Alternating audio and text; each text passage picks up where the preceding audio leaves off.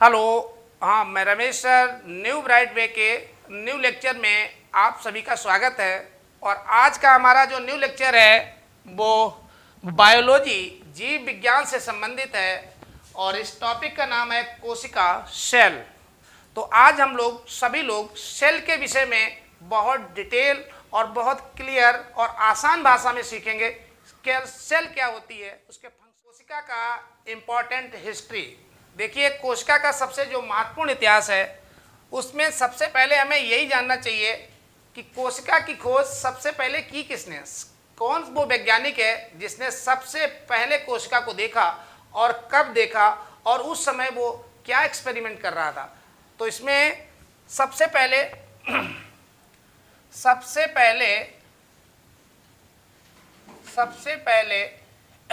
मृत कोशिका, कैसी कोशिका थी? मृत, डेड। तो डेड सेल को देखा गया और सबसे पहले डेड सेल को देखने वाले जो वैज्ञानिक थे उनका नाम है रॉबर्ट हुक। तो इनका नाम है रॉबर्ट हुक। रॉबर्ट हुक नाम के वैज्ञानिक थे जिन्होंने सबसे पहले इस डेड सेल को देखा था और समय था उस समय 1665 ईस्वी।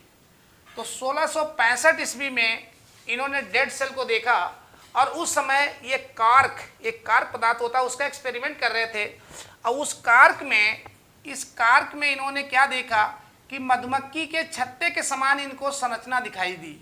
ऐसे मधुमक्खी के छत्ते के समान इन्हें संरचना दिखाई दी। तो उनकी वहाँ की भाषा में इन जो कमरे टाइप के बने हैं उन कमरे को वहाँ पे कोशिका ही कहा जाता है, यानी साइटो कहा जाता है, और उसी का नाम उन्होंने कोशिका दे दिया। तो इस तरीके से सबसे पहले मृत कोशिका की खोज रॉबर्ट हुक 1665 में करने का श्रेय प्राप्त हुआ। उसके 9 वर्ष के बाद, इसके ठीक 9 वर्ष के बाद इसमें जीवित कोशिका, तो जीवित कोशिका की खोज करने वाले जो वैज्ञानिक थे उनका नाम था एंटनी वान ल्यूवेनहॉक। तो नाम याद रखिएगा थोड़ा सा, एंटोनी वान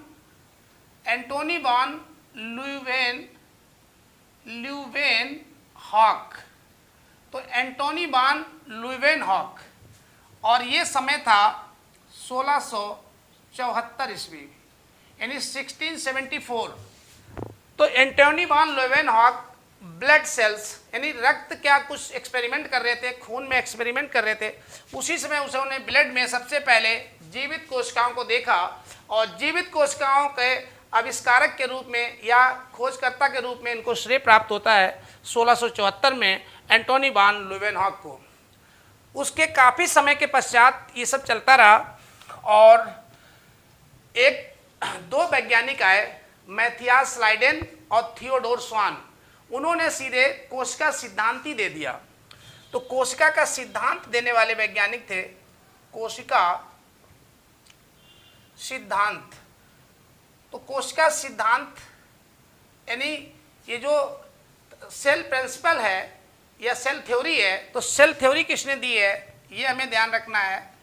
सेल थ्योरी, तो सेल थ्योरी देने वाले वैज्ञानिक एक नहीं है, 2 लोग हैं। एक है, इसमें नाम इसका भी महत्वपूर्ण है, मैथियास स्लाइडेन, और दूसरे हैं थियोडोर। तो थियोडोर स्वान। तो 2 वैज्ञानिक हैं, मैथियास स्लाइडेन और थियोडोर स्वान। इन लोगों ने सीधे सेल थ्योरी दी, क्योंकि मृत कोशिका रॉबर्ट हुक 1665 और जीवित कोशिका एंटोनी वान ल्यूवेनहॉक 1674 में ऑलरेडी ज्ञात कर चुके थे। तो इन्होंने उसी पे बहुत सारा वर्कआउट किया और बताया कि जितने भी जीवधारी हैं, समस्त जीव एक या एक से अधिक कोशिकाओं के बने होते हैं। और यही इनका कि मतलब जितने भी जीवधारी हैं, चाहे वो प्लांट हो चाहे वो एनिमल हो, सब एक या एक से अधिक कोशिकाओं के बने हुए हैं। ये इनका सिद्धांत आया 1864 ईस्वी में। ये 60 और 1839 ईस्वी में इन्होंने ये अपना प्रिंसिपल दिया और वहाँ से कोश का सिद्धांत इनका आज भी जो है चल रहा है। तो याद रखिएगा, वैज्ञानिक के नाम मैथियास स्लाइडेन और थियोडोर स्वान, दो लोग हैं। 1839 ईस्वी में शेल थ्योरी दी है इन्होंने। इसके बाद में हम लोग आगे बढ़ते हैं और कोशिका के विषय में कुछ इंटरेस्टिंग चीज़ जानते हैं। चलिए, तो सेल के विषय में कुछ महत्वपूर्ण तथ्य और भी हैं, उनको समझ लेते हैं, फिर आगे बढ़ते हैं। तो कोशिका के संबंध में महत्वपूर्ण तथ्य यानी कि इंपॉर्टेंट फैक्ट्स। तो क्या इसमें इंपॉर्टेंट फैक्ट्स हैं, अब उनको समझ लिया जाए। तो सबसे छोटी कोशिका पूरे ब्रह्मांड में अभी तक जितनी कोशिकाएं पाई गई हैं उसमें सबसे छोटी कोशिका माइकोप्लाज्मा की है। तो सबसे पहले सबसे छोटी कोशिका, तो सबसे छोटी कोशिका जो पाई जाती है वो माइकोप्लाज्मा की है। माइकोप्लाज्मा, तो सबसे छोटी कोशिका माइकोप्लाज्मा की है। तो फिर सबसे बड़ी कोशिका किसकी पाई जाती है? तो सबसे बड़ी कोशिका भी नोट कर लिया जाए यहाँ पे। तो संसार में अभी तक जितनी कोशिकाएं ज्ञात की गई हैं सबसे बड़ी, तो सबसे बड़ी कोशिका जो होती है वो शुतुरमुर्ग का अंडा। तो शुतुरमुर्ग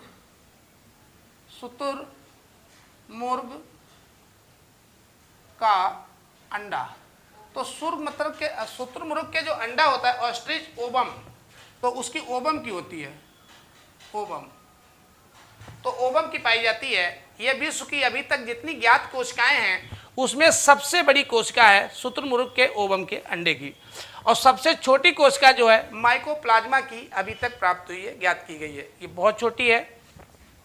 उसके बाद में सबसे लंबी कोशिका या फिर कोशिकाओं के विषय में थोड़ा सा और इसमें समझ लेते हैं कि सेल मानव के संबंध में इसमें कुछ जानकारी।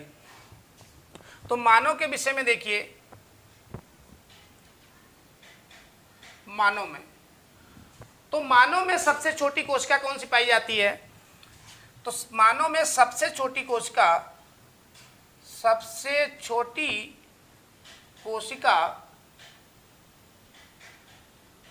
ये आपके शुक्राणु की होती है, स्पर्म की होती है। तो शुक्राणु कोशिका, तो शुक्राणु कोशिका ये स्पर्म है जो कि मेल में पाया जाता है, स्पर्म।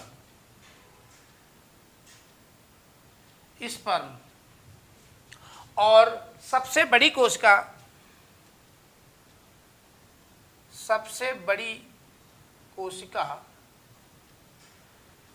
तो मानव में सबसे बड़ी कोशिका जो है वो फीमेल का ओवम होता है, यानी कि अंडाणु। तो सबसे बड़ी कोशिका अंडाणु कोशिका है, ओवम, फीमेल का ओवम है। और मानव में एक चीज और है कि सबसे लंबी कोशिका, तो सबसे लंबी भी पूछी जाती है, बड़ी और लंबी में अंतर आपको स्पष्ट रखना है। तो सबसे लंबी कोशिका, तो ये न्यूरॉन की पाई जाती है। न्यूरॉन्स जो पूरी बॉडी में बिछे रहते हैं, माइंड में, न्यूरॉन की है, न्यूरॉन सेल। तो न्यूरॉन की कोशिका है, न्यूरॉन सेल है। तो इस तरीके से मानव में सबसे छोटी कोशिका शुक्राणु को होती है, स्पर्म की होती है, जो आपकी मेल में पाई जाती है, यानी कि पुरुष में पाई जाती है। और सबसे बड़ी कोशिका अंडाणु कोशिका होती है, ओवम, जो कि महिलाओं में पाई जाती है, फीमेल में। और सबसे लंबी न्यूरॉन यानी कि ये ब्रेन की कोशिकाएं होती हैं, ब्रेन यानी कि मस्तिष्क की होती हैं। तो इस तरीके से मानव के विषय में भी हमने समझ लिया, इसमें सबसे बड़ी कोशिका, सबसे छोटी कोशिका। अब इसमें एक चीज़ और महत्वपूर्ण इसमें समझ लीजिए, इन सबसे महत्वपूर्ण चीज़ है कि कौन सी कोशिकाओं में विभाजन होता है और कहाँ पर की कोशिकाओं में विभाजन नहीं होता है। तो कहाँ पे विभाजन बहुत तेज होता है, तो ये चीज़ ध्यान रखना है। सबसे तेज कोशिका विभाजन, सबसे तेज कोशिका विभाजन, कोशिका विभाजन का मतलब होता है सेल डिवीजन। एक सेल जो है वो दो डॉटर सेलों में टूट जाती है, तो एक सेल से दो सेल बन जाती हैं। एक सेल तो अपनी जगह पे रख लेती है जहाँ पे वो होती है, और दूसरी सेल जो बॉडी का कोई पार्ट डैमेज हुआ है वहाँ पे सेट कर देती है, तो उसको कहते हैं सेल डिवीजन, और हिंदी में कहते हैं उसको कोशिका विभाजन। तो सबसे तेज जो सेल डिवीजन है वो होता है आपका लीवर में। लीवर में बहुत तेज कोशिका विभाजन होता है। लीवर यदि कट छट जाए, उसका ऑपरेशन करो तो बहुत जल्दी अपनी क्षतिपूर्ति कर लेता है, क्योंकि वहाँ पे सेल डिवीजन बहुत फास्ट होता है। और सबसे कम या ना के बराबर कहें कोशिका विभाजन,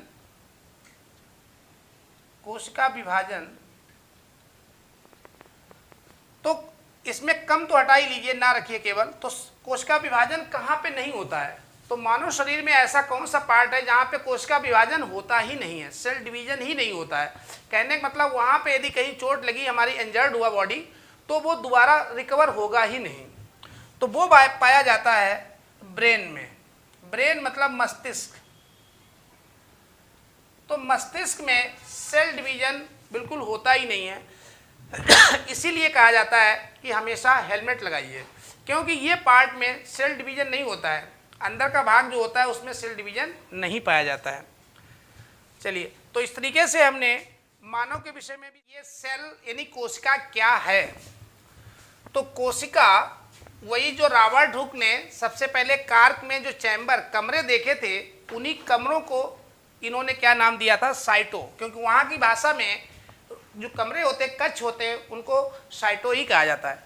तो कोशिका का नाम जो है, कोशिका का नाम, तो कोशिका का नाम क्या है, साइटो। साइटो, तो ये साइटो कोशिका का वैज्ञानिक नाम है। कैसा नाम है ये, वैज्ञानिक। तो ये इसका वैज्ञानिक नाम साइटो। और जो कोशिका का अध्ययन किया जाता है उसको साइटोलॉजी कहते हैं। तो कोशिका का अध्ययन, तो पूछा जाता है कि कोशिका के अध्ययन को क्या कहते हैं, स्टडी ऑफ सेल क्या कहलाता है। तो कोशिका के अध्ययन को साइटो से बन जाता है साइटोलॉजी। लोजी, जैसे बायोलॉजी जीवों का अध्ययन, ऐसे साइटोलॉजी जो है कोशिका का अध्ययन। तो साइटोलॉजी कोशिका का अध्ययन हो जाता है। अब कोशिका जो होती है वो एक तरीके से, जैसे मकान हमारा ईंटों से मिलकर बनता है, ठीक इसी प्रकार से जितने भी जीवधारी हैं, चाहे वो एनिमल हो या फिर वो प्लांट हो, वो सब उसी तरीके से जैसे मकान ईंटों से बनता है, ऐसे कोशिका से इस इनके शरीर बने होते हैं। अब आपको हम यहाँ पे तुलनात्मक अध्ययन दिखाते हैं कि कैसे ईंटों से मकान तैयार होता है और कैसे कोशिका से जीवधारी तैयार होता है। तो यहाँ पे हम इसमें तुलनात्मक स्टडी करते हैं, कंपेयरिंग। तो एक तरफ लिख लेते हैं ईंट और दूसरी तरफ लिख लेते हैं कोशिका। अब देखिए, इसमें जो ईंट होती है वो समझ लीजिए कोशिका है, और ईंटों से क्या बनता है, दीवार बनती है। कई सारी ईंटें यदि क्रम से लगा दी जाए सही से तो उससे दीवार बन जाती है। ऐसे कोशिकाओं को, ऐसी कोशिकाएं जिनका वर्क फंक्शन, कार्य करने का तरीका एक जैसा है, तो ऐसे समूह को क्या कहा जाता है, वहाँ पे उनको ऊतक बोलते हैं। ऊतक यानी कोशिकाओं के समूह को ऊतक कहा जाता है, टिश्यूज। तो कई सारी ईंटें मिलकर के एक सिस्टम में लगा दी जाएं तो दीवार तैयार हो जाती है। ऐसे कई सारी कोशिकाएं एक सिस्टमेटिक तरीके से, जिनका कार्य व्यवहार एक जैसा है, तो वो ऊतक कहलाता है। उसके बाद में कई सारी दीवारें मिल जाए तो कमरा बन जाता है। कमरा यानी रूम तैयार होता है। ऐसे ही कई प्रकार के ऊतक मिल जाए तो आपका जो है कोई न कोई अंग बन जाता है। अंग को हम लोग ऑर्गन कहते हैं। ऑर्गन। तो जो अंग है वो ऊतकों से मिलकर बनता है और ऊतक जो है वो कोशिका से मिलकर बनता है। जिस तरीके से कमरा जो है दीवारों से मिलकर बनता है और दीवार जो है ईंटों से बनती है। अब इसमें कई सारे कमरे हों तो उसको मकान कहा जाता है, मकान। और ऐसे ही कई सारे अंग मिलकर के जो है वो एक शरीर का निर्माण करते हैं, तो जिसको हम लोग बॉडी कहते हैं। तो यहाँ पे ये बॉडी तैयार होती है। तो इस तरीके से इनकी हम तुलनात्मक कंपेयरिंग स्टडी भी ध्यान रखेंगे। तो इससे पता चलता है कि कोशिका का रोल क्या है जीवधारियों में। जो रोल ईंट का मकान में है उसी तरीके से कोशिका का रोल मानव या फिर अन्य जीवित प्राणियों में है। तो अब हम लोग इसके आगे बढ़ेंगे और कोशिका के अंदर इंटरनल भाग को स्टडी करेंगे। कोशिका जो है वो एक अंग है या फिर कोशिका एक यूनिट है, इकाई है। तो यहाँ पे थोड़ा सा स्पष्ट कर लें तो जो अंग होते हैं और इकाई, इनमें अंतर देखिए क्या होता है। इकाई को इंग्लिश में यूनिट कहते हैं और अंग जो होता है, अंग को इंग्लिश में ऑर्गन कहा जाता है। ठीक है।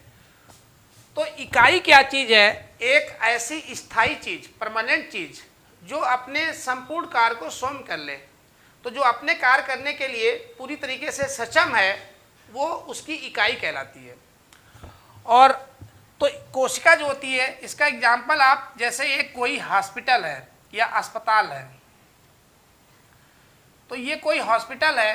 अब हॉस्पिटल में जब मरीज जाएगा तो उसको एक डॉक्टर दवाएं लिखेगा, देखेगा, और देखने के बाद दवा जो है, दवा के लिए कहाँ जाएगा? मेडिकल होगा वहाँ पे, तो वहाँ से मेडिकल से वो दवा प्राप्त करेगा और मेडिकल के बाद में फिर लौट के डॉक्टर के पास आएगा। अब डॉक्टर उसको बताएंगे कि ये दवा कैसे खानी है, लेकिन यदि उसमें समस्या ज़्यादा हुई तो फिर उसको जांच के लिए लिखेगा। अब जांच कहाँ होगी? जांच पैथोलॉजी में होगी। तो पैथोलॉजी, अब पैथोलॉजी में जांच होगी तो वहाँ पे लोग बैठते हैं, वहाँ से फिर रिपोर्ट लाएगा तो इनको देगा।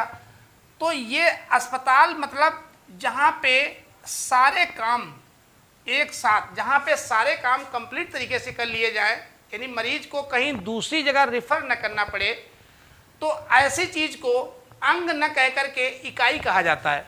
तो अस्पताल जो होता है वो एक इकाई होता है, इकाई यानी कि यूनिट होता है। मेडिकल फैकल्टी की एक यूनिट कहलाती है ये, क्योंकि ये अपने सारे कामों को संपादित कर लेती है सही से। और जो इसका मेडिकल है या इसकी जो पैथोलॉजी है इसके अंदर, या इसकी जो डॉक्टर्स की अन्य लेबियाँ हैं, ये कहलाते हैं इसके अंग। तो ये इसके अंग हैं, ऑर्गन हैं। तो ये अस्पताल के एक भाग हैं, अंग हैं। जैसे मेडिकल हो गया या पैथोलॉजी हो गई, ये अस्पताल के अंग होते हैं। तो कोशिका अंग तो हो ही नहीं सकती, क्योंकि वो खुद ही उसके अंदर अंग पाए जाते हैं। तो कोशिका एक इकाई है, और वो भी मानव शरीर में जितनी इकाइयाँ पाई जाती हैं जो अपने काम को पूरी तरीके से कर लेती हैं, उसमें ये सबसे छोटी है। इसलिए कहा जाता है कि कोशिका शरीर की सबसे छोटी इकाई है। तो इसीलिए क्या कहा जाता है कि कोशिका शरीर या जीव की सबसे छोटी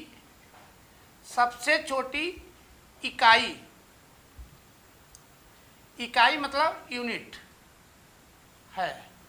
मतलब ये जो अपने समस्त कार्यों को कर ले, किसी दूसरे पर निर्भर न रहना पड़े, उसके अंदर खुद ही अंग पाए जाते हैं सारे कार्यों को करने के लिए, तो उसे इकाई कहा जाता है। और इकाइयाँ जितनी बॉडी में काम कर रही हैं उसमें ये सबसे छोटी है। जैसे एक डाइजेशन सिस्टम है तो वो उससे, या श्वसन है तो उसमें सबसे छोटी पाई जाती है। अंग समझ गए हैं कि इसके अंदर खुद ही अंग पाए जाते हैं। तो अंग छोटी चीज़ है, इकाई एक बड़ी चीज़ है, पूरे कंप्लीट काम को करती है। अब जैसे मेडिकल था, मेडिकल केवल दवाई तो दे देगा, मरीज को खुद थोड़े देख पाएगा कि कौन सी दवा देनी है या इसमें कौन सी जांच करानी है।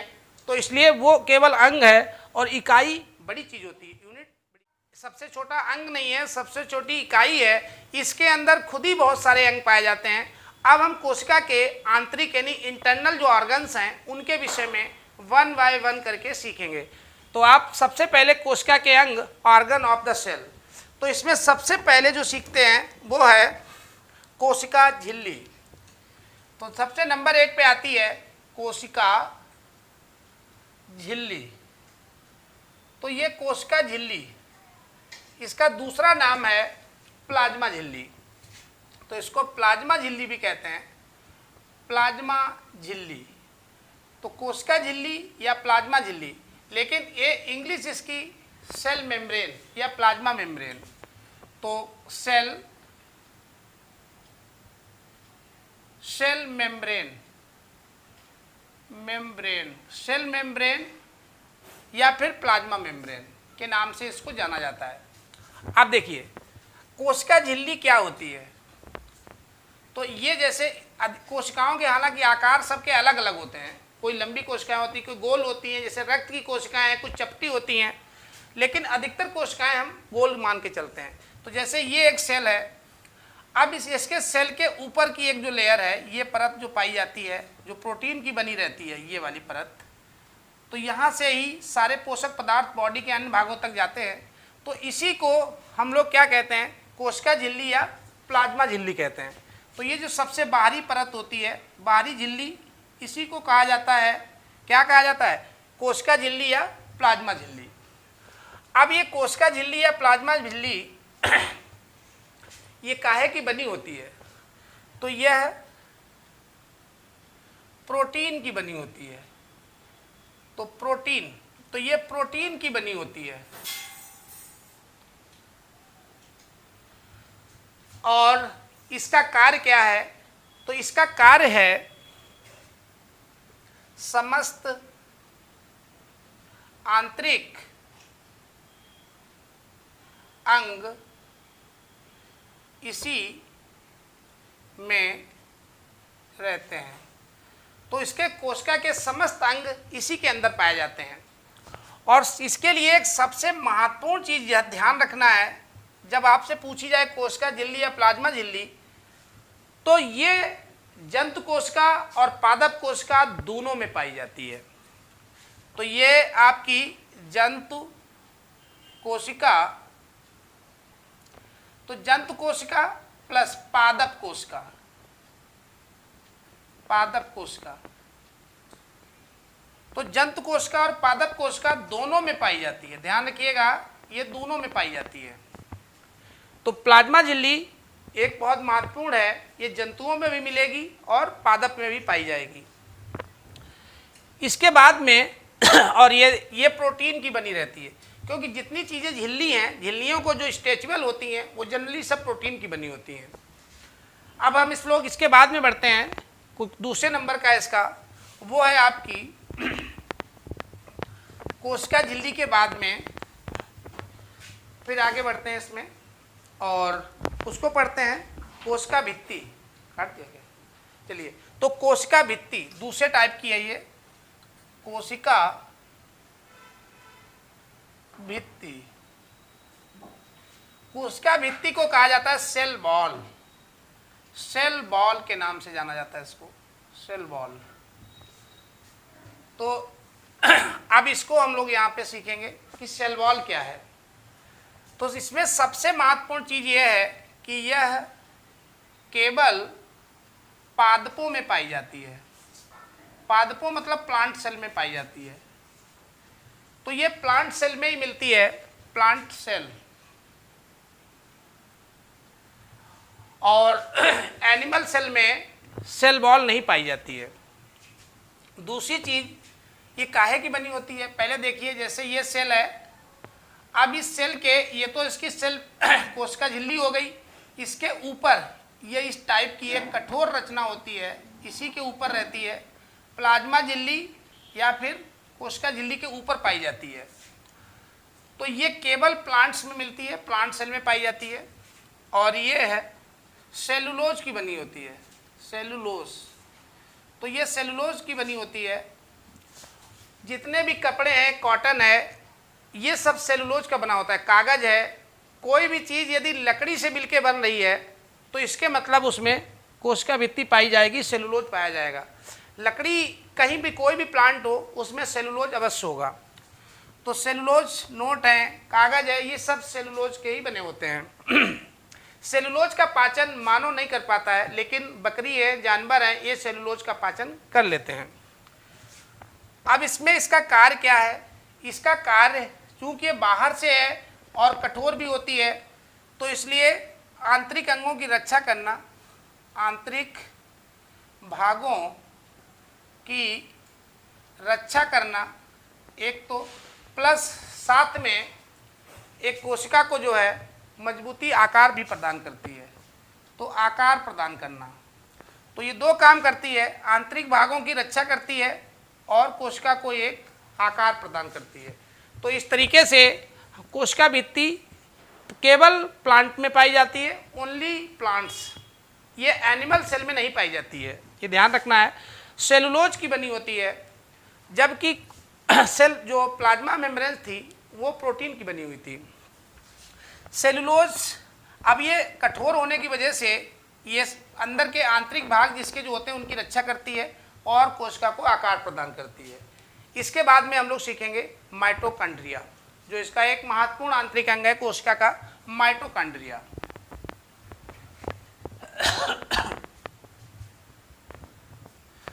तो तीसरे नंबर पे कोशिका के महत्वपूर्ण अंगों में आता है माइटोकॉन्ड्रिया। माइटोकॉन्ड्रिया, अब इसका एक दूसरा नाम भी है सूत्रकणिका, सूत्रकणिका। तो माइटोकॉन्ड्रिया का दूसरा नाम सूत्रकणिका। अब इसकी खोज अल्टमैन ने की थी। इसकी खोज किसने की? अल्टमैन। अल्टमैन, देखिए यहाँ पे माइटो से माइटो, माँ से मिला लीजिए तो मैन, ऐसे याद रख सकते हैं आप, कई बार पूछा गया है। तो माइट्रो से मैन, अल्टमैन हो जाएगा, और यहाँ कणिका से देखिए सूत्रकणिका हो जाएगा। तो इसलिए इसकी खोज करने वाले वैज्ञानिक थे अल्टमैन। अब देखिए इसका जो कार्य क्या है, तो यहाँ पे जो श्वसन क्रिया होती है, श्वसन, तो जो श्वसन होता है, श्वसन की क्रिया में इसका बहुत महत्वपूर्ण रोल है। श्वसन क्रिया में एक वैज्ञानिक थे क्रेब्स, जिन्होंने क्रेब्स साइकिल की खोज की। तो क्रेब्स और क्रेब्स चक्र होता है, क्रेब्स साइकिल कहते हैं। और क्रेब्स साइकिल की खोज करने वाले वैज्ञानिक क्रेब्स ही थे।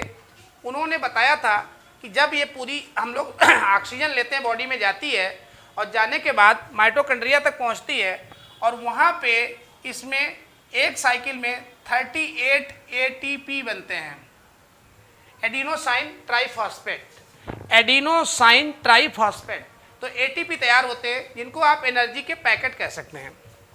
तो एक क्रेब्स साइकिल में 38 ATP तैयार होते हैं, और इससे इन 38 ATP से ग्लूकोज का निर्माण होता है। तो आप यहीं पे लिख सकते हैं, इससे एक अणु जो है या ग्लूकोज बनता है, ग्लूकोज। तो यहाँ पे ग्लूकोज का निर्माण होता है, और ग्लूकोज हमारे बॉडी को, या जो भी एनिमल है या प्लांट्स है, उसको क्या करती है? तुरंत ऊर्जा देती है। तो ग्लूकोज का काम है ऊर्जा देना, एनर्जी देना। तो ये ऊर्जा या देती है या फिर एनर्जी देती है, जिसको आप पावर कहते हैं।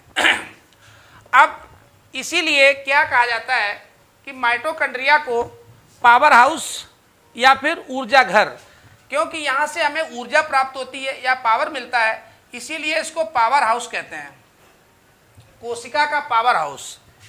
तो पावर हाउस, इसी को पावर हाउस का कारण ये है क्योंकि ये पावर देती है। ऊर्जा ग्रह, इसीलिए इसको ऊर्जा ग्रह कहा जाता है, क्योंकि यहीं से पूरी कोशिका को या पूरी बॉडी को ऊर्जा प्राप्त होती है। और इसीलिए इसको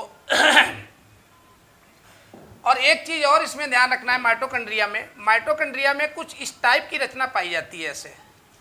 तो इस टाइप की जो ये रचना पाई जाती है, इसे क्रिस्टी कहते हैं, क्रिस्टी। तो माइटोकॉन्ड्रिया के लिए यही महत्वपूर्ण है कि सबसे ज़्यादा इसका महत्वपूर्ण रोल जो है वो श्वसन क्रिया में है। एक श्वसन क्रिया में क्रेब्स साइकिल चलती है, क्रेब्स साइकिल के दौरान 38 ATP बनते हैं, एडिनो ट्राइफॉस्फेट, और उससे ग्लूकोज का निर्माण होता है, जिससे बॉडी को ऊर्जा या पावर प्राप्त होता है। इसीलिए इसको ऊर्जा ग्रह यानी कि एनर्जी हाउस या पावर हाउस के नाम से जाना जाता है। और इसे माइटोकॉन्ड्रिया का किचन भी कहा जाता है, क्योंकि खाना यहीं पे बनता है, इसकी सारी एनर्जी यहीं तैयार होती है, तो इसको किचन भी कहते हैं, कोशिका का किचन। तो कोशिका का किचन भी यही है, ऊर्जा ग्रह भी यही है, पावर हाउस भी यही है। गोल्जी बॉडी या गोल्जी काय क्या होता है? गोल्जी बॉडी या गोल्जी काय की खोज कैमिलो गोल्जी ने की थी और ये भी कोशिका का एक महत्वपूर्ण अंग है। इसका मेन काम है परिवहन करना, ट्रांसपोर्टेशन करना। जो ऊर्जा माइटोकॉन्ड्रिया बना रही थी, यदि वो ऊर्जा माइटोकॉन्ड्रिया में ही रहेगी तो कैसे काम चलेगा? उसको पूरी बॉडी में हर जगह उसकी ज़रूरत है, या कहीं पर ज़्यादा एनर्जी की ज़रूरत है, कहीं पे कम एनर्जी की ज़रूरत है। अब जैसे इस समय हम पढ़ा रहे हैं तो सबसे ज़्यादा हमें बोलने के लिए एनर्जी की ज़रूरत है। जो जीभ हमारी लगातार वाइब्रेशन कर रही है उसके लिए इनकी कोशिकाओं को सबसे ज़्यादा एनर्जी चाहिए, और बाकी तो हाथ पैर रुके हुए हैं, तो वहाँ पर की जो ऊर्जा है वो यहाँ तक सप्लाई की जाती है। यदि वो सप्लाई नहीं होगी तो पता लगा ये वाला पार्ट थक जाएगा और रुक जाएगा और बाकी पार्ट्स में एनर्जी बनी रहेगी। इसलिए पूरे संपूर्ण शरीर में एनर्जी का बैलेंस बना के रखना मेन काम गोल्जी बॉडी या गोल्जी काय का है। तो ये हर जगह पे उसको सप्लाई करता रहता है, इसीलिए इसको परिवहन ग्रह कहते हैं। तो ये गोल्जी बॉडी या गोल्जी काय जो होता है ऊर्जा का या परिवहन ट्रांसपोर्टेशन करता है। उसके बाद में रसधानियाँ वैक्यूल्स, इनका काम जल को स्टोर करना।